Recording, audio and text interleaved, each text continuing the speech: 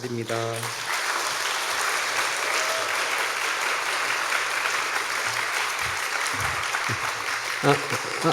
네네, 괜찮습니다. 민망합니다, 여러분. 네. 여러분 반갑습니다. 이렇게 봉화에도 메시아 예수를 따르는 형제 자매들이 이렇게 많을 줄 몰랐습니다. 봉화에 한 번도 온 적이 없어서 오늘이 처음이고, 여러분들의 얼굴 면면이 제가 봉화에서 만나는 첫 얼굴이라는 사실을 꼭 말씀드리고 싶습니다. 환대에 너무 감사드리고요. 저는 윤재덕이라고 하고, 제가 그동안 해왔던 일들을 어떻게 소개하면 좋을까 생각하고 있었는데, 우리 방금 전에 찬양 부를 때 성도의 신앙 따라서 원수도 사랑하겠네, 우리 같이 고백했던 찬양 가사 기억나십니까? 기억나실 거죠. 왜냐면 이제 기억상실이 없으실 거니까, 방금 전에 부른 거니까. 제 삶이 그러했습니다, 여러분. 어떤 거냐면, 제가 사랑하는 사람이 신천지 교인이 되었을 때 그 형을 도와주려고 첫 발을 내딛었던 게 오늘날 여기까지 오게 되었고, 오늘날 한국교회가 신천지 원수처럼 생각하지만 제 지금 주변에 있는 친구들은 원수였다가 돌아온 친구들로 가득합니다. 그래서 여러분, 이런 찬양도 아시나요? 제가 교회 갈 때마다 이 찬양을 꼭 부르는데 어떤 거냐면, 죄인도 원수도, 그쵸, 우리 다 알고 있죠. 우리 같은 식구니까 친구로 변한다. 여러분, 이 일이 예수 안에서 교회를 통해서 가능하다는 기쁜 소식을 여러분들께 전달드리려고 제가 이 자리에 서 있습니다. 그동안 작금의 한국교회가 거쳐왔었던 사이비 이단 사역은, 사이비 이단 저 사람들 되게 나쁘다, 저 사람들 되게 못됐다, 저 사람들 조심하자, 저 사람들과 물리적 거리를 유지하자, 이런 거 진짜 많이 했죠. 이렇게만 해왔죠.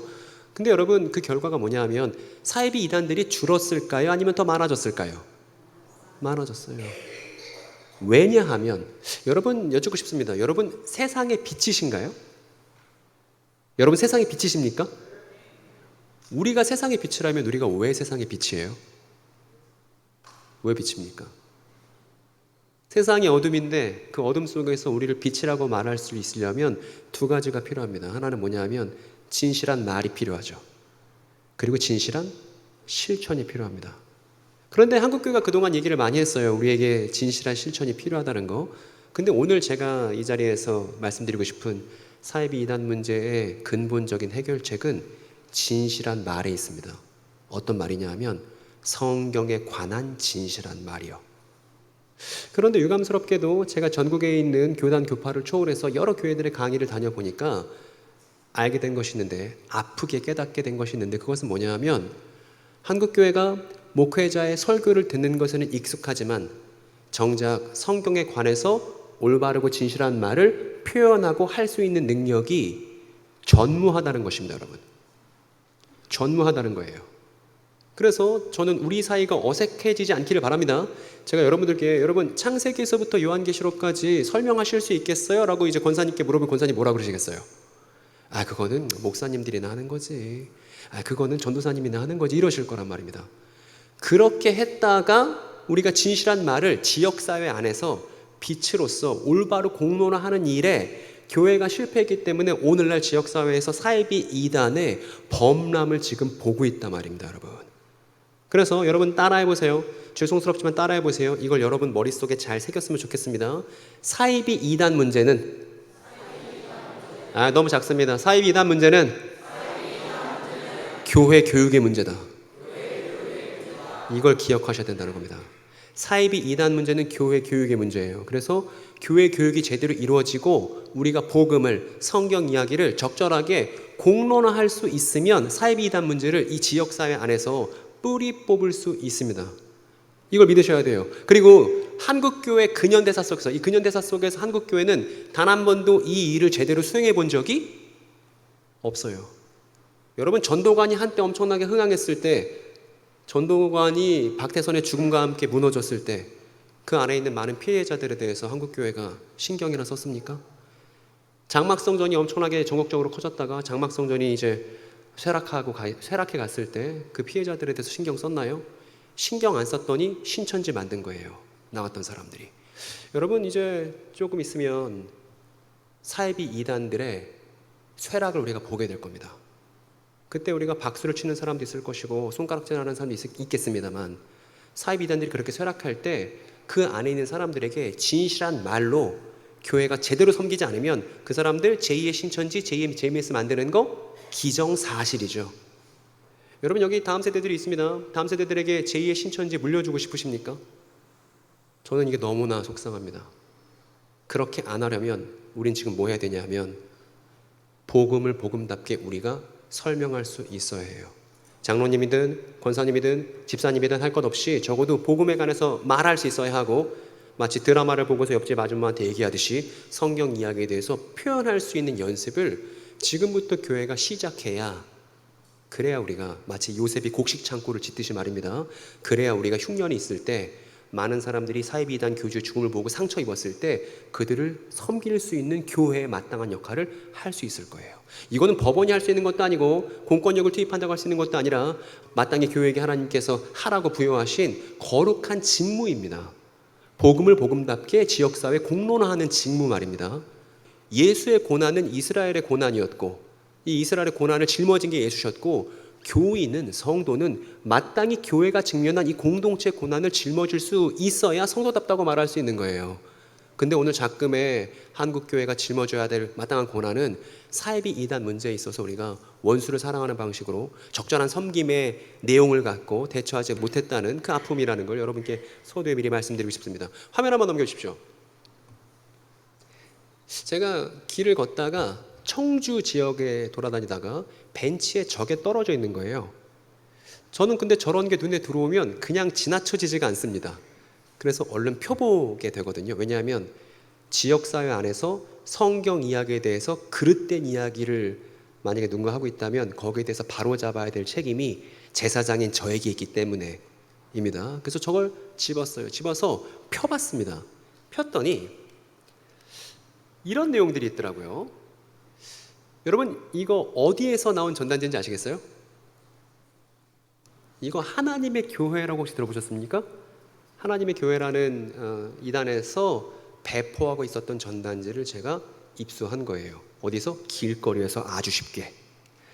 그래서 이런 내용들이 써 있었는데, 하나님의 교회는 아주머니들이 되게 많이 계세요. 그래서 이 아주머니들이 저 내용 열심히 공론화하는 일에 힘써요. 하나님의 교회에서 배웠던 성경 내용이 너무 귀하다고 생각해서 이 내용을 열심히 다른 사람들에게 전달하려고 합니다. 예컨대 PPT 한번 더 눌러주세요. 그럼 이제 아주머니들이 나올 거예요. 하나님의 교회 아주머니들. 근데 맞은편에 누가 있냐 면, 만약 여러분들 저런 아주머니들을 만났다고 한번 생각해 보세요. 여러분 뭐라고 말씀하실 거예요? 저희 뭐라고 그러냐면, 지구에 곧 대재앙이 닥칠 건데 이 대재앙을 피하기 위해서는 하나님의 약속을 지켜야 한다 라는 내용들을 이제 하나님의 교회 분들이 열심히 공론화하려고 애쓰지 않습니까? 그런 분들을 우리가 마주쳤어요. 그러면 뭐라고 여러분 말씀하시겠습니까? 적어도 성경 이야기에 근거를 두고 적절한 교정이 필요하잖아요. 그런데 오늘날까지 한국교회 성도들은 나는 성경 잘 모르는데 오히려 내가 사이비 이단에 몸담고 있는 사람들이랑 말 섞으면 내가 설득되는 거 아니야? 이렇게 수세에 몰려서 두려워하기만 했을 뿐 그들에게 우리가 갖고 있는 진실을 적절하게 소개하는 일에 실패했다는 겁니다.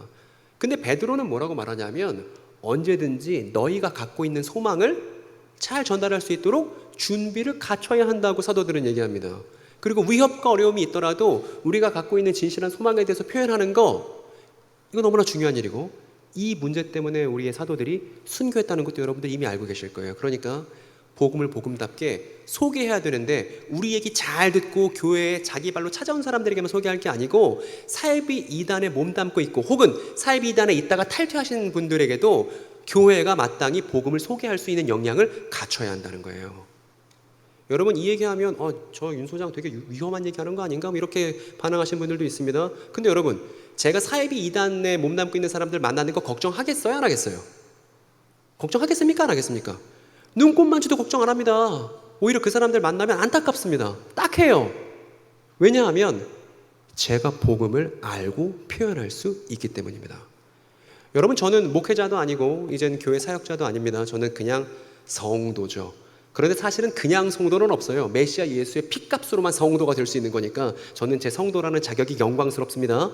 그리고 성도라면 내가 왜 성도가 되었는지를 표현할 수 있어야 한다는 말입니다. 저 사람들도 그런 대상의 예외가 될 수 없다는 것이죠. 그래서 제가 하고 싶은 얘기 이런 거예요.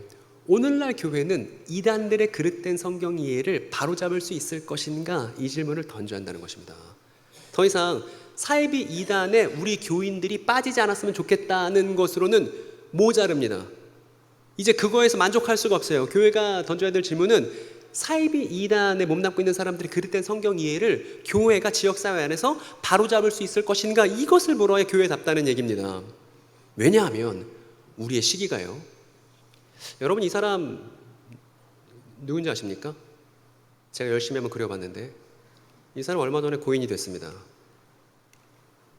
누구냐면 만민중앙교회 이재록이라는 사람이에요. 이 사람은 이만희씨입니다. 신천지의 수장이고, 여러분 이 사람은 누구냐면 정명석이라는 사람입니다. JMS고요. 그리고 이 사람은 누구냐면 장길자라고 자칭 여자 하나님이라고 주장하는 사람입니다. 그리고 이 사람은 이단들의 뿌리와 같은 통일교라는 집단에 지금 수장이 되어 있는 한학자라는 사람입니다. 여러분 이 사이비 이단들의 지도자들이 지금 여러분 눈앞에 있는데, 지금 저 사람들 머리 위에 띄워놓은 건 뭐냐면 나이예요. 생각해 보세요. 사이비 이단의 리더들이 죽게 되면 그 안에 있는 사람들 마음이 어떨까요? 어떻겠습니까? 본인이 믿고 있던 게 있는데 믿고 있던 게 허물어졌다고 한번 생각해 보세요. 어떻겠습니까? 너무나 괴로워집니다. 근데 그때 골든타임이 있어요. 어떤 골든타임이냐 하면, 그러면 진짜 성경은 뭐지? 그러면 진짜 하나님 찾을 수 있는 교회 공동체는 어디에 있지? 이거를 물어보는 골든타임이 있습니다. 근데 이 시간을 지나버리면 사이비 이단에 몸담고 있던 사람들은 더 이상 성경이나 하나님을 돌아보지 않아요. 왜냐하면 내가 사기당한 기간이라고 생각하기 때문입니다. 사이비 이단에 몸담고 있었던 시간들이. 그래서 지금 우리의 동시대인들에게 사이비 이단 교주들이 하나씩 사망하는 일들을 우리가 보게 될 거예요. 그리고 그때마다 골든타임이 있을 겁니다. 어떤 골든타임이냐 하면, 이 봉화 지역에 있는 사이비 이단에 몸담고 있는 사람들이 성경 이야기가 진짜 어떤 것인지를 교회를 통해서 확인해 볼 수 있는 골든타임이 그때 주어질 겁니다. 근데 이 골든타임이 지나가면, 그러면 사람들은 그 일들을 다 마음속에 묻어놓고 숨을 것이고, 그러고 나면 제2의 신천지, 제2의 JMS 생길 수 있죠. 또 누군가 나타나서 내가 진짜 성경의 비밀들을 풀어줄게, 이 소리를 또 할 거니까요, 여러분. 그러니까 이거를 막아야 하는 시대적 과제가 우리에게 지금 주어졌다는 거예요. 화면 보여주십시오. 그래서 한국교회는 또다시 같은 잘못을 반복하게 될까? 이것을 우리가 물어봐야 된다는 것입니다. 근현대사 속에서 한국교회는 한 번도 사이비 이단 피해자나 탈퇴자들을 제대로 섬길 생각을 해본 적이 없었어요. 여러분 봉화교회는 어떻습니까? 봉화교회는 지금 사이비 이단 몸담고 있는 사람들에 대해서 적절하게 정보 전달을 하고, 그 사람들이, 저 아까 교회 오다가 봤습니다. 그 교회 입구에 사진 붙어 있는 거 봤습니다. 여러분 그 사람들 오는 거 우리가 적절하게 대처해야겠죠. 그런데 신천지 아웃 스티커 붙여놓으면 신천지 교인들이 교회에 들어왔을 때 신천지 아웃이네, 집에 가야겠다, 이런 생각할까요? 전혀 그렇지 않습니다.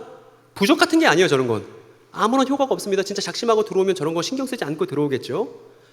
그런데 누가 교회 공동체 오더라도, 제가 안타까운 건 뭐냐 하면, 교회 새신자가 왔는데 요즘에 교회들은 분위기가 어떠냐 하면, 새신자가 교회에 와서 열심을 내요. 그러면 그 사람에 대해서 뭐라고 생각해요? 교회에 새신자가 왔는데 저 사람 되게 열심히 내네, 하나님 사랑하나 보다, 이렇게 하지 않고, 혹시 저 사람 신천지 아니야? 여러분 이건 교회다운 태도가 아닌 거예요. 누가 오더라도 환대할 수 있고, 그 사람에게 우리가 이야기를 갖고 있으니까 그 사람이 가짜 이야기를 얘기한다면 대번에 우리가 지적할 수 있고, 교회가 이야기를 통해서 튼튼해지는 것이지 제도로 튼튼해지는 게 아닙니다. 그래서 저라면, 제가 아까 목사님께도 제안 드렸는데, 저라면 일단 이 봉화중앙교회 교회의 교육제도를 재편하겠어요. 그래서 어떤 성도가 됐든, 권사님이 됐든, 아니면 청소년이 됐든, 아니면 유초동도가 됐든, 창세기부터 요한계시록까지 어떻게 이야기가 흘러가는지 설명할 수 있도록 교육제도를 재편하겠습니다. 그리고 나서 어느 정도 우리가 제대로 성경 이야기를 공유할 수 있다는 생각이 들면 신천지 아웃스티커 다 떼고요, 교회에 현수막 내걸겠어요. 어떤 현수막이냐면 신천지 경험자 대환영. 오시기만 하세요. 우리가 성경에 대해서 제대로 해명해드리고 따뜻하게 맞이하겠습니다. 그리고 이만희가 죽었다고 생각합시다. 그러면 이 지역에 있는 많은 신천지 경험자들이 입소문이 나겠죠. 뭐라고 입소문이 나요? 저기 봉화에 있는 어떤 교회 가면 성경에 대해서, 요한계시록에 대해서 제대로 풀어준대. 제대로 풀어주고 우리에 대해서 적개심도 갖고 있지 않대. 그러면 교회에 젊은 피를 수혈하고 다시 많은 사람들을 우리의 친구로 맞는, 원수 취급하던 사람들을 친구로 맞는 그 일이 이 교회 역사 안에 알알이 새겨지는 거 아니겠습니까, 여러분? 여러분, 이거 저만 지금 기대하는 거예요? 여러분도 이거 기대하세요? 이걸 하자는 겁니다, 여러분. 근데 이거 어렵지 않다. 이거 쉽게 할 수 있다.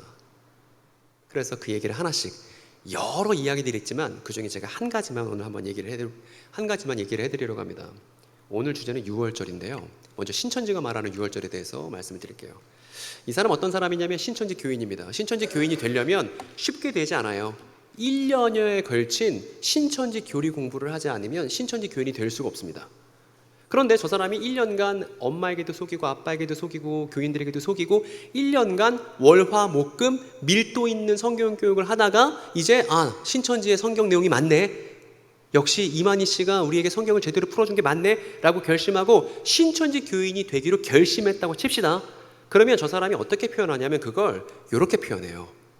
나 이제 6월 했어, 이렇게 해요. 6월 했어. 여러분, 이때 이 사람이 말하는 6월이라는 뜻은 무슨 뜻이냐면, 신천지가 이 6월 하다, 6월절을 할 때 이 6월에 대해서 어떻게 교육하냐면, 교회가 있으면 교회에서 신천지로 넘어오는 것을 가리켜서 신천지는 6월 이렇게 가르칩니다. 그래서 이렇게 교회에 있던 어떤 친구들이 있었는데, 교회에서 열심히 신앙생활하던 친구들이 있었는데, 열심히 찬양도 하고 마음이 뜨거웠던 친구들이 있었는데, 성경에 대해서 제대로 공부하지 않고 제대로 표현할 수 없다가 나중에 20살 되고 그러면 사이비 이단들이 다 들러붙어서 이 친구들이 나 교회에서 성경 제대로 못 배웠는데 근데 저 사람 성경 되게 잘 말하네, 한번 얘기 들어볼까? 그러다가 신천지 교회 되는 거예요. 그리고 1년간 교육받으면 이 친구들 자기에 대해서 어떻게 생각하냐면 내가 드디어 6월 했네, 이런다고요. 이런 친구들 너무 많다고요. 특히 지방에 있다가 이제 수도권으로 유학 온 친구들 많이 있지 않습니까? 그러면 서울에 혼자 올라오면 외로운 거예요. 쓸쓸한 거예요. 근데 옆에 잘해주는 사람들이 생겨, 두세 사람이. 그래서 한 1년, 2년 동안 친하게 지냈어. 맨날 PC방 가고 놀고 재밌게 놀았어. 그러다가 너 근데 기독교인이라면서 성경 한번 배워볼래? 나 성경 좋아해. 근데 예를 들어 막 질문 못하는 거, 답변 못하는 것만 질문 막 던져. 나 잘 모르네. 너 그러면 잘 아는 분 있는데 배워볼래? 그리고 배우다가 신천지 간 친구들, 지방 출신인데 서울에 유학 갔다가 신천지 간 친구들이 너무나 많습니다. 근데 목사님 자녀들, 장로님 자녀들, 이걸 수수방관했단 말입니다, 그동안. 그래서 이만희 씨가 이렇게 가르친 거예요. 뭐라고 가르쳤냐면, 모세가 이스라엘 백성을 이집트에서 빼왔죠. 그리고 예수님이 서기관과 바리새인들의 손에서 제자들을 빼왔죠. 그러니까 제가 이제 여러분들의 교회에서 빼와서 신천지로 데려가는 겁니다. 이게 구원이고 6월입니다. 이게 요한계시록 17장에 쓰여 있는 것이고 내가 그것대로 합니다. 이렇게 이만희 씨가 40년을 가르쳐 왔다고요. 40년을. 여러분, 제가 요한계시록 17장 내용을 갖고 왔는데요, 이렇게 쓰여 있습니다. 여기 보니까 저희가 어린 양과 함께 있는 자들 곧 부르심을 입고, 그리고 개역 한글에 뭐라고 번역되어 있냐면 빼매심을 얻고라는 표현이 보이시죠? 빼매심을 얻고. 이 표현을 신천지 교인들은 어떻게 이해한다? 교회에서 빼내져서 신천지로 간 사람들이라고 생각한다고요. 그러면서 뭐라고 주장하냐면 요한계시록 17장이 우리에게 이루어진 거예요, 이렇게 말한단 말입니다. 그래서 이만희 씨가 어린 양이 나와 함께 있으니까 교회로부터 빼내심을 입는 게 성경에서 말하는 6월이야, 이렇게 말한다고요. 여러분, 이것도 외워갑시다. 아까 제가 사이비 이단 문제는 뭐의 문제라고 했죠? 기억나십니까? 글쎄, 여러분 사이비 이단 문제는 뭐의 문제라고요? 좋습니다. 두 번째 외워야 될 것도 하나 만들어 왔습니다. 따라하세요. 약은 약사에게, 성경 질문은 성경 기록자에게. 이렇게 하는 거예요. 여러분, 테스트 한번 해봅시다.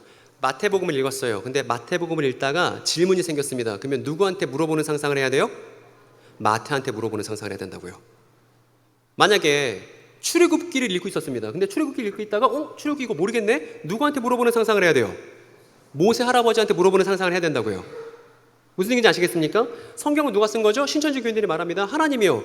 맞죠? 근데 하나님이 인간 기록자를 통해 쓰신 게 성경이기 때문에 인간 기록자의 입장을 생각해야 우리는 제대로 된 답변을 얻을 수 있는 거예요.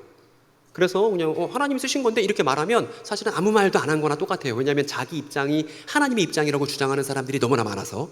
그래서 항상 야근 약사에게 성경 질문은 그 성경을 쓴 성경 기록자에게 묻는 겁니다. 여러분, 그러면 우리가 6월 지금 확인하고 왔는데 6월이 어떤 의미인지는 누구한테 물어봐야 돼요?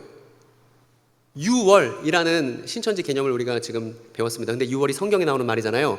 이 성경에 나오는 6월이라는 말을 우리가 제대로 된 의미를 파악하려면 누구한테 물어봐야 됩니까? 6월이 어디에 나오죠? 6월절 어디 나오죠? 출애굽기 나오죠. 출애굽기 누가 썼죠? 그러니까 누구한테 물어봐야 돼요? 그렇죠. 그래서 원래 이야기로 돌아가야 한다고요. 그냥 목사님한테 물어보면 안 되는 거 아닌가요? 아니, 목사님이 제대로 안 가르쳐 줄지 어떻게 알아?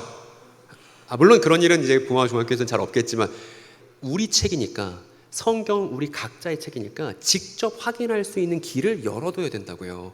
그래서 야근 약사에게 성경 질문은 성경 기록자에게 물어봐야 됩니다. 그래서 모세에게 물어봐야 되는 거예요. 이제 이렇게 나오면 이제 앞으로 모세입니다. 모세에게 물어본 거예요. 6월, 이거 우리말로 6월이라고 번역하는데 뜻이 뭐냐 하면 넘어가다 지나가다예요. 넘어가다 지나가다. 근데 여러분, 아까 우리가 신천지 교인들이 저 6월이라는 말을 어떤 용례로 쓰는지 확인했는데 신천지 교인들은 누가 넘어간다는 거예요? 자기 자신이 교회에 있다가 신천지로 넘어간다는 거죠.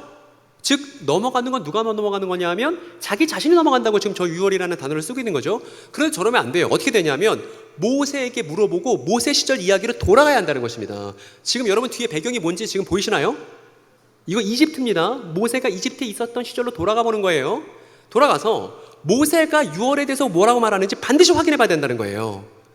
그러면 우리가 출애굽기 12장을 만날 수 있는데 12장에 뭐라고 써 있냐면, 여러분 이거 같이 한번, 우리 모두의 책이니까, 우리 모두의 이야기니까 같이 한번 읽어봅시다. 이집트 사람들을 치려고 지나가시다가 상인방과 자문설주의 바른 피를 보시고 그 문 앞을 그냥, 여기 6월 나왔네요. 여기 6월 어디 있죠? 그냥 지나가실 것이며에 그냥 지나가다가 한자어로 번역하니까 6월이 된 거죠. 그런데 이제 누구나 알 수 있어요. 여기 있는 교인들 다 누구나 알 수 있습니다. 여러분, 지나가시는 게 6월인데 누가 지나가는 거예요? 누가 넘어가는 겁니까?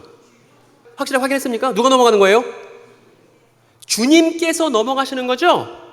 그러면 여러분들은 지금 이 간단한 내용을 들은 것만으로도 신천지에 더 이상 갈 수 있다 없다? 여러분 신천지 갈 수 있다 없다? 확인했잖아요. 지금 성경책에서 6월은 하나님의 6월이라는 걸 확인했잖아요. 그런데 신천지 갔더니 여러분 6월 하셔야죠 라고 강사가 얘기하는 걸 들었어. 그럼 우리가 무슨 생각해야 돼요?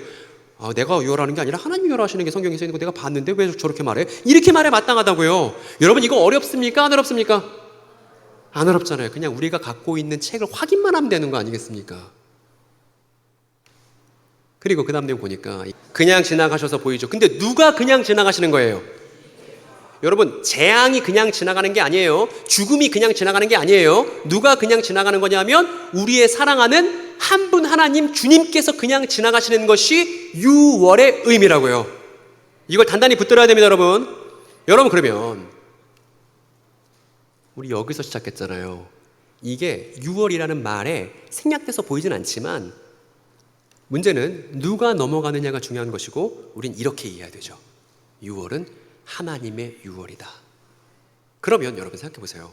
여러분들이 어떤 잘못을 저질렀습니다. 그런데 잘못 때문에 누가 피해를 입었는데 그 피해 당사자가 여러분들을 사랑해서 그 잘못을 그냥 넘어가주고 두 번째 기회를 거저 주었다고 합시다. 여러분들이 뭔가 큰 잘못을 했는데 그럼에도 불구하고 여러분들을 사랑해서 여러분들의 그 잘못을 넘어가주고 다시 한번 기회를 줬다고 칩시다. 그러면 이거 우리에게 익숙한 말로 뭐라고 말하면 좋을까요? 그 사람이 날 어떻게 해준 거예요?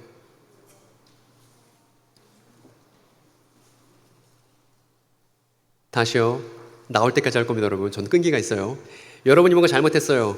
근데 그 잘못했음에도 불구하고 그 사람이 그 잘못을 넘어가주고 여러분들을 사랑해서 그리고 두 번째 기회를 다시 줬습니다. 이걸 우리가 쉽게 표현하면 뭐라고 얘기해요? 내가 뭘 받은 거예요, 그 사람에게. 그렇죠. 그러니까 6월은 무슨 뜻이냐면 하나님의 6월인데 피를 보고 하나님이 그냥 지나가셨다는 건 하나님께서 이스라엘 사람들을 이집트에서 똑같이 이집트 사람들과 우상 숭배하던 그 이집트 사람들을 피를 보고서 뭐 해주신 거냐면 용서해 주신 것이 유월절이에요. 즉 유월은 용서라는 뜻입니다. 하나님의 용서 말입니다. 그래서 우리 이렇게 기억해야 돼요. 유월은 하나님의 용서야. 그리고 저는 오늘 또 하나님께 칭찬받을 일을 한 거죠. 여기 있는 봉화중앙교회 누구도 이제 신천지에 못 가게 제가 만들어버린 겁니다. 이걸 알면 못 가니까요. 그러니까 다시 이 친구로 돌아왔습니다. 1년 동안 열심히 성경 공부했어. 그 다음에 이제 나 이제 6월 했어. 교회를 떠나서 신천지로 갔어. 이런 친구를 이제 봉화중앙교회 성도분들이 만났어요.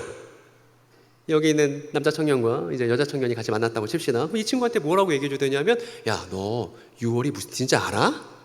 이 얘기를 우리가 해줘야 된다는 거예요.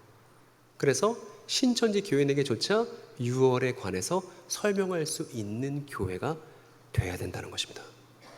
청소년 여러분, 청년 여러분 할 수 있겠습니까? 할 수 있겠습니까? 여러분들에게 차세대 기독교를 맡깁니다. 이제 어른들은 이제 역할을 다 했어요. 그동안 여러분들을 섬기고 잘 해주신 거예요. 이제 차세대 기독교의 바통을 넘겨받고 여러분들이 잘 해나가야 합니다. 그게 너무나 중요합니다. 열정적인 청년들, 열정적인 청소년들 너무나 많습니다. 근데 성경 이야기가 탁 아래 토대를 두지 않으면 그 열정은 언제 휘발돼도 이상하지 않을 거예요. 지금 열정을 잘 활용해서 성경 이야기의 토대를 든든하게 쌓는 일에 최선을 다해야만 합니다. 그래야 여러분들을 통해서 멋있는 일들이, 재밌는 일들이 많이 있을 거예요. 아저씨가 보장할 수 있습니다. 두 번째, 여러분 신천지에서 말하는 6월은 다 배운 겁니다. 그러면 이번엔 하나님의 교회가 말하는 6월에 대해서 또 얘기를 해봅시다.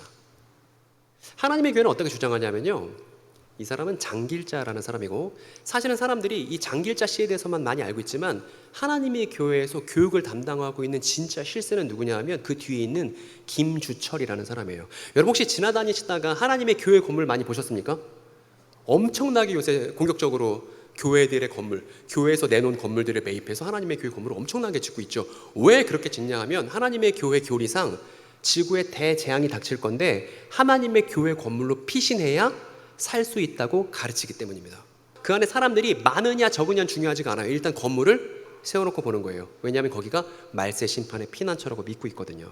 어쨌든 이 하나님의 교회에서 주장하는 걸 어머니들이 그렇게 많이 듣습니다. 아주머니들이 너무나 많고 이 부녀자들이 하나님의 교회에서 차지하고 있는 비율이 너무나 높습니다. 이 아주머니들이 하나님의 교회에서 뭐 배우는 거냐 하면 이거 배우는 거예요. 첫 번째, 하나님이 이집트 심판하셨죠? 그런데 유월절을 지킨 이스라엘은 심판에서 생존할 수 있었죠? 여러분 여기까지 말 맞아요, 안 맞아요? 맞죠? 그래서 우리도 다가올 대재앙을 피하기 위해서 유월절을 지켜야 합니다. 이게 하나님의 교회 주장의 전부입니다, 여러분. 그리고 제가 볼 땐 성경을 직접 읽어본 사람에게는 별로 그렇게 탁월한 해석이 아님에도 불구하고 이 내용에 설득된 우리의 이웃들이 많다 적다? 너무나 아픈 일 아니겠습니까? 여러분 이렇게 잘못된 이야기에 설득돼서 우리의 이웃들이 사이비 이단으로 들어가게 된 거 누구의 책임입니까? 그 사람이 뭔가 모자라서, 그 사람이 뭔가 외로워서, 그 사람이 뭔가 큰 잘못을 해서 그래서 사이비 이단으로 간 겁니까? 아니면 그 기저에 제대로 된 이야기를 들을 수 있는 기회가 교회를 통해서 주어지지 않았기 때문에 생긴 이 시대의 비극입니까, 여러분? 어느 쪽입니까? 저는 자꾸 사이비 이단 몸담고 있는 사람들에게 이렇게 손가락질했던 건 교회 안 다니는 사람들, 예수 안 믿는 사람들에게는 그래도 된다고 생각합니다. 그런데 우리는 그 손가락을 나 자신에게 향해서 마치 남 탓만 하는 아담과 하와는 달리 우리는 메시아 예수를 따르는 사람들이니까 교회를 어떻게 갱신하고 교회를 어떻게 개혁해야 이 시대의 과제를 해결할 수 있는지 이걸 교회 스스로 물어봐야 한다고 생각합니다. 그리고 아까 여러분께 보여드렸던 전단지 저 내용 똑같이 말하고 있습니다. 이렇게 써 있어요. 글씨가 좀 작지만 보이시나요? 예, 6월절로 정하신 하나님의 약속. 그런데 6월절 믿지 않은 사람들 어떻게 된다? 다 심판받는다, 재앙받는다. 그렇게 주장해 왔습니다. 하나님의 교회가. 신천지보다 훨씬 오랫동안 말입니다. 그래서 이 사람들 6월절 지킨다는 건 다른 거 아니에요. 토요일 날 하나님의 교회 건물 와서 예배 드려야 된다 이 얘기입니다. 이런 같지 않은 주장에 정말 얄팍한 해석에 우리 많은 이웃들이 넘어갔습니다. 답답합니다. 근데 우리가 다시 한번 우리가 오늘 배웠던 격언을 기억한다면 야근 약사에게 성경 질문을 성경 기록자에게 우리는 모세에게서 6월절이 뭔지를 확인해야겠죠. 확인해 보면 여러분 6월절에 어떤 일들이 일어나는지 한번 잘 생각해 보시기 바랍니다. 우리가 그동안 성경 이야기를 통해서 배운 바가 있으니까. 여러분 6월절에 어떤 일이 벌어지죠? 장자가 죽죠? 누구의 장자도 죽죠? 이집트 파라오의 아들도 죽습니다. 근데 이집트 파라오는 자기를 태양의 후손이라고 생각하고, 그리고 자기 아들은 뭐냐면 태양신의 후예예요. 그래서 차기 대권 주자가 죽임당하는 일이 벌어집니다. 첫 번째 말 잘했어요. 이집트에서 무슨 일이 벌어지냐면 악한 왕이 파라오가 심각한 타격을 입게 됩니다. 방송실 한 번 더 눌러주세요. 머리에 반창고 있습니다. 좋습니다. 그리고 또 어떤 일이 벌어져요, 여러분? 6월절 날요. 어떤 일이 벌어집니까? 파라오의 아들은 죽었습니다. 그리고요. 네. 그거는 9번째 재앙이에요. 9번째 재앙에 태양의 나라인 이집트에서 불이 꺼진 겁니다. 말이 안 되는 일이 벌어진 거죠. 여러분 두 번째 또 어떤 일이 벌어집니까? 6월절에 일어났던 일이요. 네? 아주 말씀 잘하셨습니다. 봉화 중앙교회 희망이세요. 이 침묵 속에서. 두 번째 뭐냐면 어린 양 혹은 어린 염소가 제물로 죽잖아요. 그리고 희한한 식사를 합니다. 이상한 식사. 말씀하신 것처럼 누룩 들어가지 않은 빵도 먹고 또 뭐도 먹어요? 쓰리 쓴 나물도 먹고, 그리고 그 제물을 구운 고기도 먹죠. 이상한 식사를, 그것도 이상한 자세로 앉아서 먹지 말고 서서 어디 빨리 나갈 사람처럼 지팡이 들고 이제 띠띠고 먹으라고 그 얘기 있죠. 이렇게 말입니다. 그리고 나서 세 번째 뭐가 있냐면 그 제물의 피를 바르면 하나님이 유월하시고, 그때부터 뭐가 시작되냐면 이 우상숭배 땅에서 이제 그날로 쫑 나고 새로운 여정이 시작되는 것이죠. 이렇게 말입니다. 여러분 제가 이렇게 자꾸 한다고 저를 용서해 주시고 한번 같이 읽어볼까요? 첫 번째부터 외워야 되니까요. 첫 번째부터. 첫 번째 뭐죠? 두 번째는요? 세 번째는요? 지워주세요. 방송실과 지워주세요. 기억력 테스트입니다. 첫 번째 뭐죠? 이거 좀 얼얼얼 생겼어요. 왜? 뭐예요? 첫 번째 뭐예요? 다시요. 첫 번째 뭐예요? 악한 왕이 심각한 타격을 입잖아요. 그 두 번째는요? 재물의 죽음과 이상한 식사를 하는 겁니다. 그리고 세 번째 뭐예요? 그렇죠. 좋습니다. 이제 좀 안심이 되네요. 그러면 이렇게 새롭게 여정을 시작했는데 이 사람들이 지키는 게 뭐냐면 6월절이에요. 이 사람들이 6월절 지키는 겁니다. 그러면 여러분 질문 하나 합시다. 중요한 질문. 이 질문에 제대로 답변하면 하나님의 교회 갈 생각 할 수 없겠죠. 그리고 하나님의 교회 사람들이 오더라도 적절한 이야기로 섬길 수 있을 겁니다. 질문에 잘 답변해 보세요. 6월절은 재앙을 피하기 위해서 지키는 거예요? 재앙을 이미 피한 사람이 지키는 거예요? 재앙을 피하려고 6월절을 지키는 게 아니라 이미 재앙을 피한 사람들이 하나님께 감사한 마음으로 지키는 것이 6월절이죠. 그러면 6월절을 재앙을 피하려고 지키면 잘못됐네. 여러분 다 이해하셨습니까? 그러니까 재앙을 피하기 위해서 6월절 지킨다는 얘기는 성경 이야기야 맞지 않다. 이야기를 확인해 보니까 대번에 드러났더라.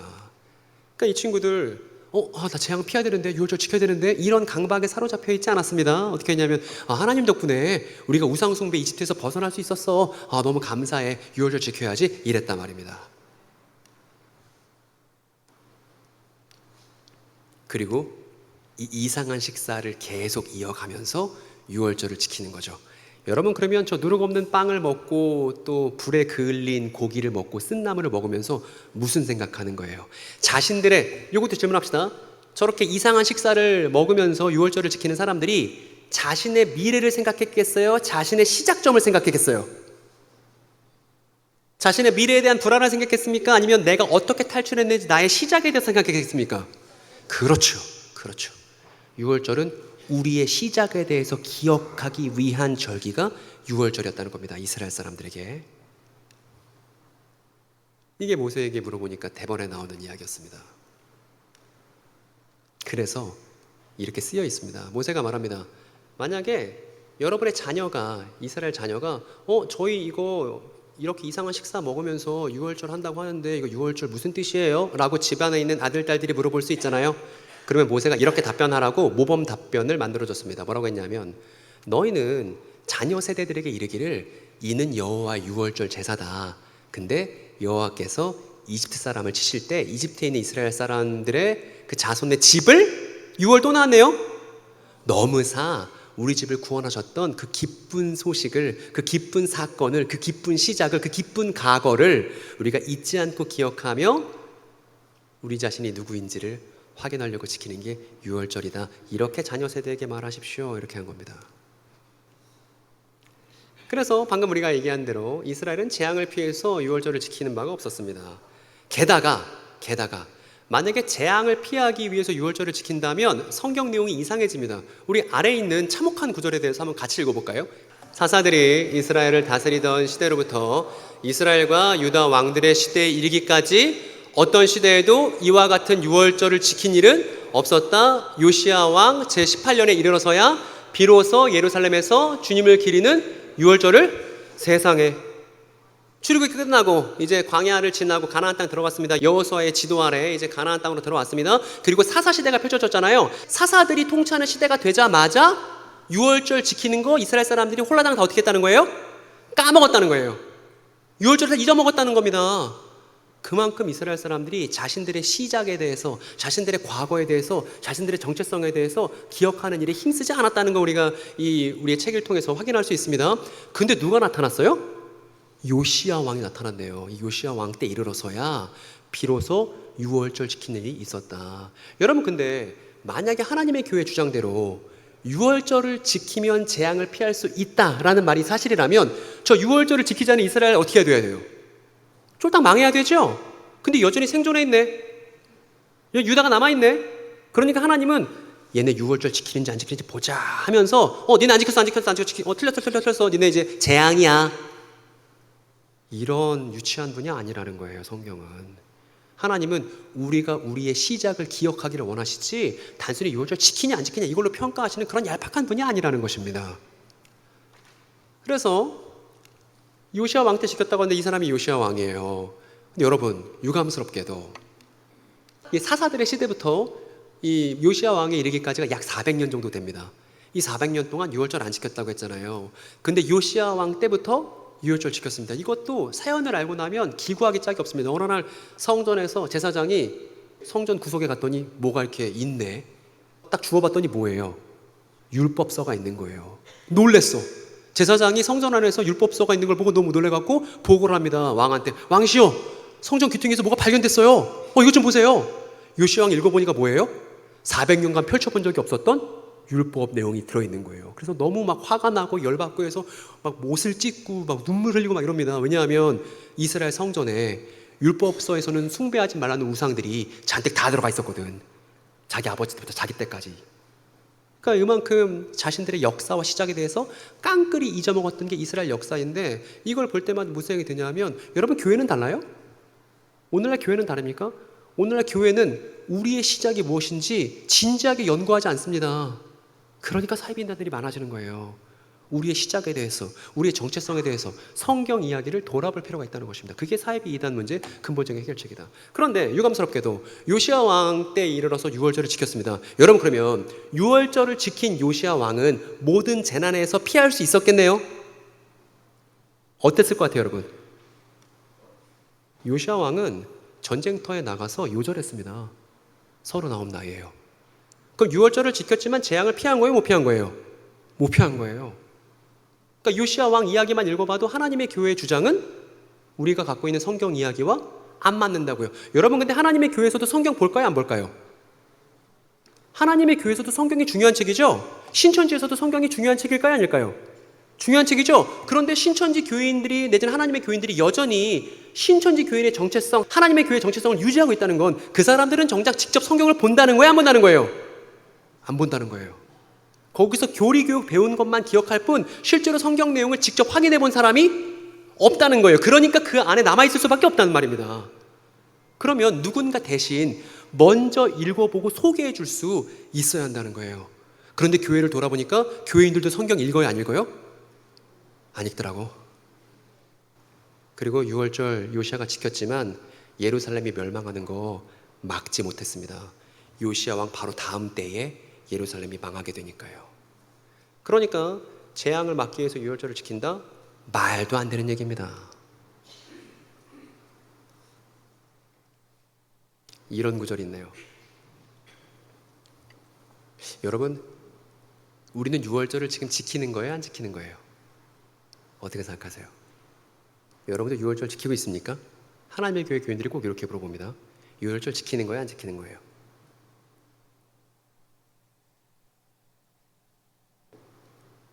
저기 눈앞에 쓰여 있지 않습니까?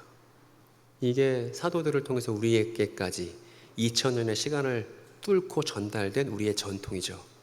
무슨 얘기냐면 이 사람 바울인데 바울이 말하기를 예수는 우리의 유월절 음식이야 이렇게 말하는 거죠. 그러니까 우리는 유월절을 지키는 거예요.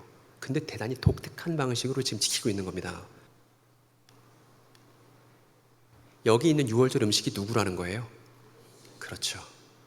그러니까 우리는 예수의 살과 피를 먹음으로 예수 그리스도를 제물 삼아 우리가 유월절을 누리게 되는 것이죠. 그래서 정리해 볼게요, 여러분. 이제 기억력을 다시 한번 우리가 상기시킬 때입니다. 만약에 예수께서 유월절에 희생당한 제물이라면, 그래서 하나님께서 예수의 피를 보고 유월하셔서 우리의 이전에 지었던 죄들을 넘어가 주신다면, 그리고 우리에게 두 번째 기회를 주시는 일이 실제로 사실이라면, 저 예수의 사건을 통해서, 예수의 죽으심을 통해서 우리는 세 가지 일을 예측해 볼 수 있을 거예요. 여러분, 우리 아까 이스라엘의 출애굽 때 어떤 일이, 세 가지 일이 벌어졌죠? 기억나십니까? 유월절에는 어떤 일들이 벌어지나요? 첫 번째 어떤 일들이 벌어지죠? 그렇죠. 악한 왕이 심대한 타격을 입죠. 그리고요, 이상한 식사와 재물의 죽음이 있었죠. 마지막 세 번째, 좋습니다. 새로운 여정의 시작. 이 얘기는 무슨 얘기냐면 메시아 예수의 죽음이 유월절 재물의 죽음이라면, 유월절 재물이 죽었을 때 저 세 가지 일이 일어났듯이 예수의 죽음을 통해서도 저 세 가지 일이 모두 이루어져야 한다는 거예요.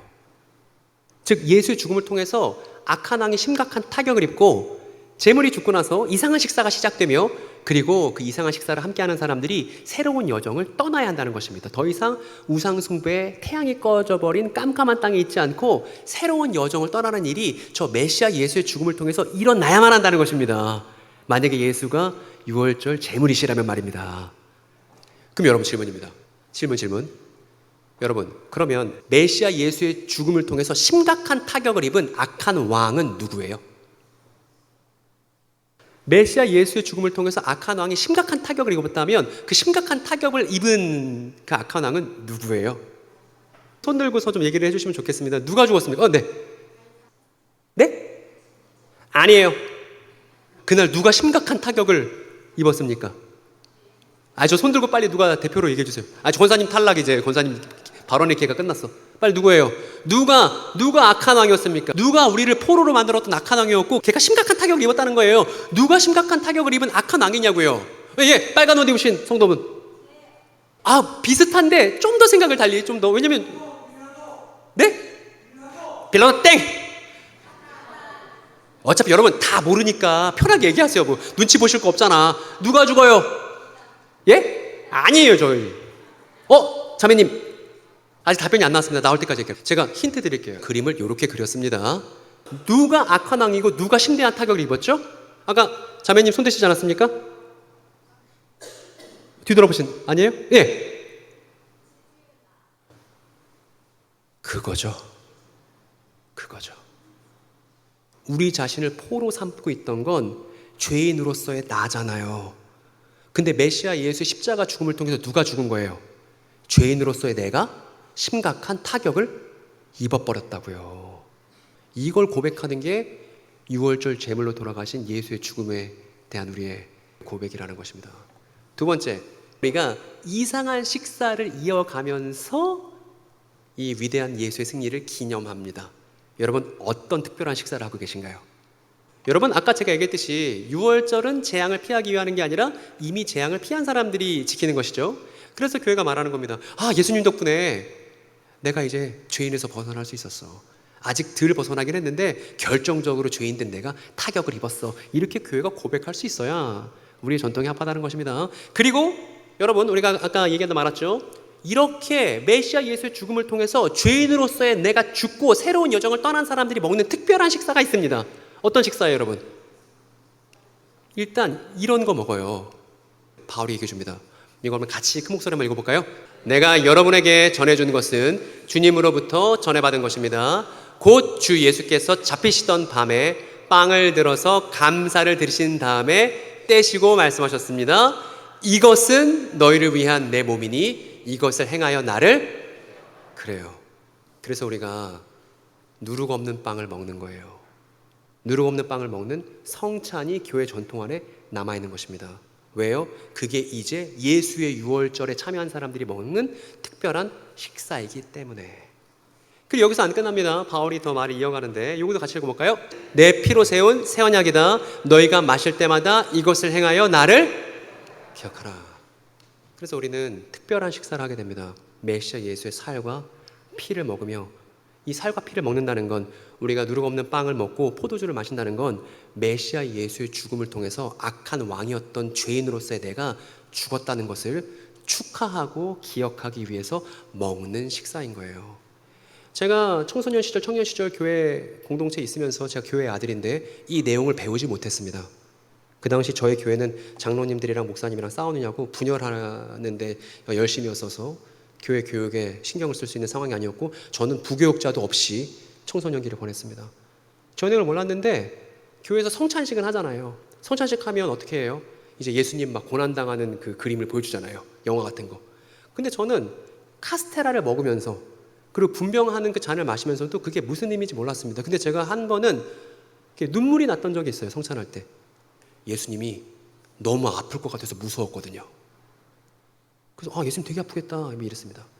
만약에 제가 성찬의 의미를 젊은 날에 배웠다면, 교회에 통해서 배웠다면, 메시아 예수의 죽음 때문에 내가 더 이상 죄인으로서가 아니라 하나님 앞에 의인으로서 살 수 있구나라는 기쁨에 벅차서 이 빵과 잔을 먹는 시간을 가졌을 것 같아요.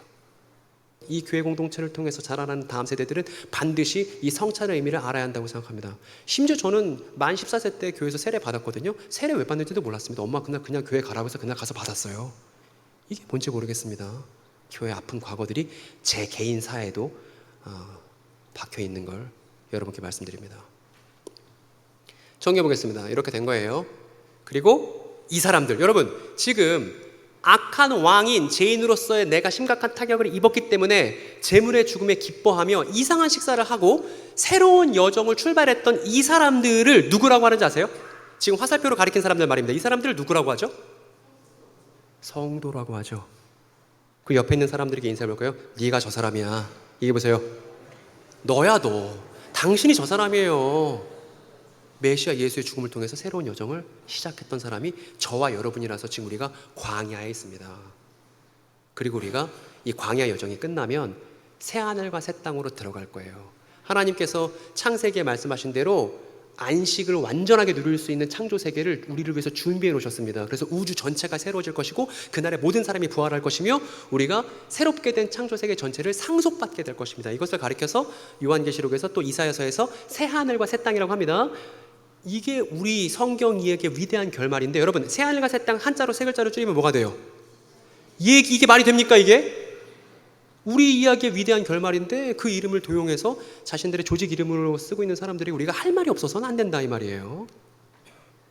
이제 오늘 마지막 퀴즈입니다. 다음 본문을 읽고 이 본문에서 하나님의 유월을 찾아보세요. 빨리 찾으신 분이 손 들고 읽어주시면 제가 상품을 준비했습니다. 우리가 오늘 읽었었던 바울 본문, 이게 오늘 대표 본문이었죠. 이 본문에서 유월절을 발견하신 분 빨리 손 들고. 저 기회 드릴게요. 왜냐면 손을 제일 먼저 드셨기 때문에. 뭐예요? 박수. 권사님이신가요? 권사님이신가요? 집사님이신가요? 집사님이시군요. 집사님 제가 졸저이긴 하지만 제가 쓴 책이 있거든요. 제가 목사님께 전달 드릴 테니까 꼭 받아서 열심히 읽어보세요. 아마 신앙생활에 큰 어떤 도움이 되실 겁니다. 말씀 잘하셨습니다. 여기 보니까 하나님께서 길이 참으시는 중에 전에 지은 죄를 간과하심으로 했잖아요. 바울은 유대인입니다. 이스라엘 역사를 잘 알고 있는 토종 유대인이잖아요. 바울은 저 죄를 간과하심으로 쓰면서 머릿속에 무슨 상상하는 거냐면 이스라엘 백성이 탈출했었던 유월절을 상상하면서 저 죄를 간과하심을 쓴 거예요. 우리가 번역은 간과하심이지만 저거 원문으로 보면 그냥 지나가심이에요. 그냥 넘어가심이라고요. 저 관과하심이라는 말의 의미는 말입니다. 그래서 메시아 예수의 죽음을 보고서 하나님께서 우리 전에 지었던 죄들을 다 잊어주신다는 거예요. 그러니까 메시아 예수를 믿은 다음부터는 어떻게 하라는 거예요? 더 이상 죄 짓지 말고 올바르게 살 수 있도록 힘과 능력을 줄 테니까 너 그렇게 살아라고 우리에게 준비해 주신 아주 기가 막힌 이야기가 뭐냐? 그게 성경 전체 이야기다. 이렇게 말할 수 있습니다. 그래서 예수의 출애굽은 나로부터, 나의 죄로부터의 출애굽이다. 이렇게 말할 수 있습니다. 그리고 이게 6월이죠. 우리가 봤던 대로 6월은 하나님의 용서다. 우리가 그 메시아 예수의 죽음을 통한 놀라운 용서를 이미 경험한 사람들이다. 재앙이 두려울 게 뭐예요? 6월절행을 정리해 봅시다. 여러분 이제 정리해 봅시다. 지금까지 제가 열심히 말하느라 제가 지쳤으니까 여러분들이 이제 큰 소리를 읽어주실 겁니다. 읽으시면서 잘 기억해 두세요. 첫 번째,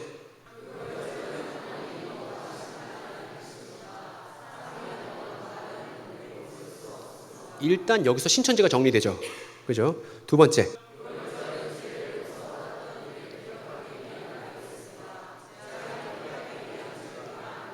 여기서 하나님의 교회가 우수수 떨어집니다.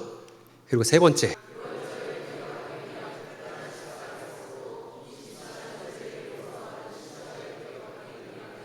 여러분 이 식사를 우리가 뭐라고 부릅니까? 성찬 혹은 주의 만찬 이렇게 부르죠. 이 식사가 유월절을 겪은, 하나님의 유월을 겪은 사람들의 기쁨의 고백이다라는 사실도 교회로서 꼭 기억해 두시기 바랍니다. 예수의 출애굽의 전모를 밝히고 끝내야죠. 여러분 제가 이것저것 그려봤는데 이 사람들 누구냐면 하나님의 교회 사람들 혹은 신천지 교인들과 마찬가지로 유월절을 오해했던 사람들입니다. 1세기 유대인들인데 이 사람들은요 여러 이방 제국의 포로 생활을 거쳤습니다. 그래서 사자는 바벨론이고요, 곰은 페르시아고요, 그리고 마케도니아, 시리아 표범으로 표시되어 있고 또 로마의 지배도 오랫동안 받았던 사람들이죠. 신약 성경의 무대가 이제 펼쳐지죠. 근데 이 사람들은 어떻게 생각했냐면 이 이방 제국의 지배가 너무나 가혹하고 힘드니까 우리는 이방인들로부터 벗어나야 해 라는 생각에 사로잡혔습니다. 그래서 메시아를 기다렸어요. 그리스도가 오시기를 갈망했습니다. 왜냐하면 메시아가 오시면 뭐 해줄 줄 알고 이 이방 제국으로부터 우리를 출애굽시켜 주실 줄 알고, 그리고 그 옛날 파라오가 작살났듯이 우리를 지배하는 저 이방 제국이 작살나기를 기대하면서 전쟁에 참여하기 시작했습니다. 이게 예수님과 동시대 유대인들이 갖고 있었던 유월에 대한 생각이었어요. 그래서 이 1세기 유대인들이 갖고 있었던 출애굽은 어떤 거냐면 저 이방 제국으로부터의 벗어나는 거, 타인으로부터의 출애굽이었습니다. 그런데 이거 아주 비슷합니다. 이만희 씨 신천지나 김주철 씨 하나님의 교회는 아주 비슷합니다. 이 사람들 동일하게 주장하죠. 각자 조직은 다르지만 주장하는 바의 결론은 똑같습니다. 교회로부터 벗어나야 돼. 왜냐하면 교회가 바벨론이야. 신천지로 유월해야 돼. 이만희 씨는 이렇게 가르쳐왔고, 김주철 씨는 교회는 유월절 안 지켜. 그러니까 구원 없는 거야. 교회에서 벗어나야 돼. 이렇게 사이비단들이 한결같이 주장해 왔다는 거예요. 그러니까 사이비단들도 타인으로부터의 출애굽을 추구했다고 말할 수 있습니다. 그런데 이런 상황 속에서 허름한 30대 총각이 나타났습니다. 이 허름한 30대 총각이 나타나더니 사람들에게 뭐라고 얘기를 했냐 하면 이렇게 얘기하더라고요. 뭐라고 하셨나요? 예수께서 이렇게 말씀하셨을 때 1세기 유대인들은 저 원수를 누구라고 생각했겠어요? 옆집 아저씨라고 생각 안 했을 겁니다. 누구냐면 이스라엘을 괴롭히는 저 이방 제국이 원수지라고 생각했겠죠. 근데 예수님은 뭐라고 그래요? 원수는 사랑의 대상이지. 여러분, 원수 사랑이 교회의 본질입니다. 왜냐하면 우리 자신이 하나님과 어떤 관계였어요? 원수 관계였잖아요. 그랬던 우리를 친구로 받아주셨으니까 원수들마저도 사랑하는 게 교회의 본질이에요. 여러분 아멘입니까? 그것 때문에 우리가 이 자리에 있습니다. 그래서 예수께서 원수를 사랑하라고 했을 때 유대인들이 막 얘기합니다. 그게 무슨 소리야? 이 반역자 차라리 로마 제국과 맞서 싸우자는 저 바라바는 살려주고 저 원수사랑 얘기하는 예수는 죽여버려, 이렇게 말할 정도로 말이에요. 그런데 정체가 드러났죠. 이 이방 제국이 만들었던 포로기는 진짜 포로기가 아니었어요. 예수님은 야, 이방 제국의 문제 핵심이 아니야. 아까 말씀드린 예레미야 구절이 여기 있는 거예요. 이거 같이 읽어봅시다. 이건 중요한 거니까. 내가 예루살렘에서 바벨론으로 사로잡혀 가게 한 모든 포로에게 이같이 이르노라. 너희는 내가 사로잡혀 가게 한 그 성읍에 편안하기를 힘쓰고 위하여 여호와께, 이게 바벨론을 위해서 기도하라는 거예요. 원수를 위해서 기도하라. 그러니까 우리는 신천지 교인들이 큰 극심한 상처를 입지 않고 올바른 이야기를 잘 전달받을 수 있도록 기도해야 마땅합니다. 그리고 예수님의 시야가 넓어요. 예수님께서 뭐가 문제의 본질이고 뭐가 진짜 포로가 된 상태인지 이제 저 그림을 보여줄 겁니다. 예수님은 문제의 본질이 언제부터 시작됐대요? 저 사람 누군지 아십니까? 아담과 하와죠. 그러니까 우리를 괴롭히는 이방 제국이 문제가 아니라 아담과 하와가 하나님과 신뢰를 깨뜨리고 죄를 범했을 때부터가 인간성이 문제인 거야. 이게 예수의 시각이라고요. 그래서 문제의 본질은 현실에 있지 않고 거슬러 올라가서 과거로 넘어가야 됩니다. 그 과거에 뭐가 있냐면 아담과 하와의 범죄가 있고, 우리가 아담과 하와를 닮아서 하나님과 신뢰관계를 내팽개치고 현실 문제에 급급하며 여전히 다른 사람들에게 남 탓하는 일이, 아담과 하와처럼 남 탓하는 일이 여전히 하나님의 백성에게도 남아있는 게, 이게 교회의 문제고 이스라엘의 문제라는 걸 예레미야가 구약에서도 얘기하고 신약에서 예수께서도 동일하게 말씀하시고, 저도 오늘날 이 작금의 시대 속에서 똑같이 얘기하는 거예요. 사이비 이단 문제의 본질은 교회가 교회 자신을 돌아보고 우리의 성경 이야기를 다시 잘 갈무리하는데 해법이 있다는 동일한 메시지를 여러분께 드리는 것입니다. 그래서 보이시나요? 이게 포록이에요. 아담처럼 죄짓고 남 탓하는 게 모든 사람들에게 다 전염됐습니다. 그래서 이 타락한 인간성 때문에 사람들이 힘들고 괴로워하며 심지어 죽게 됐습니다. 이 거대한 포로기, 아담으로부터 시작된 거대한 포로기의 왕은 누구예요? 하나님 대신 왕 노릇하려는 저예요. 죄인으로서의 나. 그런데 메시아 예수께서는 원수를 사랑하시기 때문에 이 아담을 닮은 타락한 인간성이 문제인데, 이 인간성을 고스란히 담고 있는 저를 위해서 어떻게 하셨냐면 십자가 위에서 유월절 제물로 죽으셨습니다. 그래서 이때 악한 왕은 심각한 타격을 입었습니다. 눈물 철철 흘리고, 아, 내가 잘못 살았구나, 이게 아니구나, 이게 올바른 삶이 아니구나를 깨닫고 이제 메시아 예수를 통해서 새로운 여정을 떠나게 됐습니다.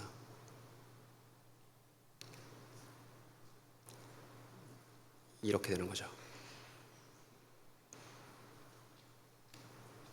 그리고 그렇게 죽임당했던 예수, 원수 사랑을 올곧이 외치며 진실에 타협하지 않았던 예수는 죽임당했지만 3일 만에 다시 부활하셔서 온전한 인간으로 일어나셨고, 그때부터 메시아 예수의 십자가와 부활에 참여하는 새로운 사람들이 새로운 여정을 떠나기 시작했습니다. 그 여정은 죄인으로부터의 나를 떠나는, 죄인으로서의 생활 방식을 떠나는 그런 여정이었습니다. 그리고 이 사람들은 이제 메시아 예수 안에서 새로운 인간성을 경험하게 됐죠. 그리고 이것을 기독교 전통이 가리켜서 뭐라고 말하냐면 구원이라고 말하고, 구원은 예수의 출애굽을 줄여서 하는 말이 구원이에요. 그런데 이 예수의 출애굽은 특징이 있습니다. 원수들이 참여하는 게 특징이에요. 그래서 예수를 통해서 새로운 여정을 떠나가는 사람들 중에는 누가 있었냐 하면 예수를 죽이자고 했었던 많은 유대 지도자들도 포함되어 있었습니다. 제가 읽어볼게요. 사도행전 9절인데 하나님의 말씀이 계속 퍼져나가서 예루살렘에 있는 제자들 수가 부쩍 늘어났는데 그 중에 누구도 있었냐 하면 예수를 만장일치로 죽이자고 했었던 제사장들도 그 안에 포함되어 있었다. 그리고 예수님과 열심히 논쟁하던 바리새인들 중에서도 돌아오는 사람들이 생겼습니다. 여러분, 바리새인들 중에 예수님을 원수 취급했었던 사람들 중에, 그 바리새인들 중에 돌아왔었던 사람들 중에 가장 유명한 사람 누가 있습니까? 그렇죠, 바울이 있었죠. 그리고 심지어 바리새인은 아니지만 예수님을 따르는 측근이었지만 예수를 배신해서 예수의 원수가 된 사람도 있었습니다. 그래서 부활하신 예수께서 찾아왔을 때 예수님을 볼 면목이 없어갖고 바다에 스스로 뛰어내렸던 사람이 있었습니다. 이 사람도 근데 나중에 다시 이 위대한 여정에 참여하게 됐죠. 이 사람 누군지 아십니까? 베드로입니다. 베드로. 나중에 요한복음 말미를 읽어보세요. 기가 막힙니다. 쪽팔려고 바다에 막 숨고 막 난리가 나요. 근데 이랬던 원수들도 참여했었던 돌아온 원수들과 함께 믿는 이야기가 우리가 갖고 있는 성경 이야기고, 성경 이야기는 예수의 출애굽을 증명하는 이야기, 우리의 위대한 시작을 증언하는 이야기다. 사도들이 전달했던 교회의 위대한 시작의 이야기가 성경 전체 이야기다라고 할 수 있습니다. 이제 우리 얘기합시다. 하나님의 교회 사람들 있죠. 신천지교회 사람들이 있습니다. 그리고 여기에 봉화 중앙교회 성도들이 있습니다. 여러분, 교회가 전국에 많이 있다고 하지만 우리는 앞으로 이렇게 믿읍시다. 이 전 세계에 교회는 몇 개냐 하면 하나예요. 예수의 몸된 교회는 분열될 수 없이 하나입니다. 그럼 이 하나된 교회가 메시아 예수의 삶을 본받고 그분을 따라서 우리가 죄에 동참하지 않고 올바름을 추구한다면 이 교회든 우리가 이 사이비 이단에 몸담고 있는 사람을 어떤 시선으로 바라봐야 하고 어떤 도움을 줄지를 지금부터 준비해야만 합니다. 그래서 저기 있는 하나님의 사랑을 받는 성도들이 이야기를 잘 준비하고 그들에게 잘 전달할 수 있도록 방법들을 잘 만들어서 아마 종말론 사무소로 연락을 주시면 저희가 물심양면으로 최선을 다해서 교회 공동체가 지역사회 안에서 교회다운 역할을 할 수 있도록 조력할 겁니다. 결국 우리가 바라는 최종 결말은 뭐냐 하면 그들과 함께 성찬을 나눌 수 있게 되는 일이에요. 그들과 함께 이 특별한 식사 속에서 이 위대한 여정을 함께하는 일을 그리고 있습니다. 이것이 예수의 바람이자 사도들의 바람이고 오늘 저의 바람이자 여러분의 바람이기를 간절히 바랍니다. 이 시간 기도하겠습니다.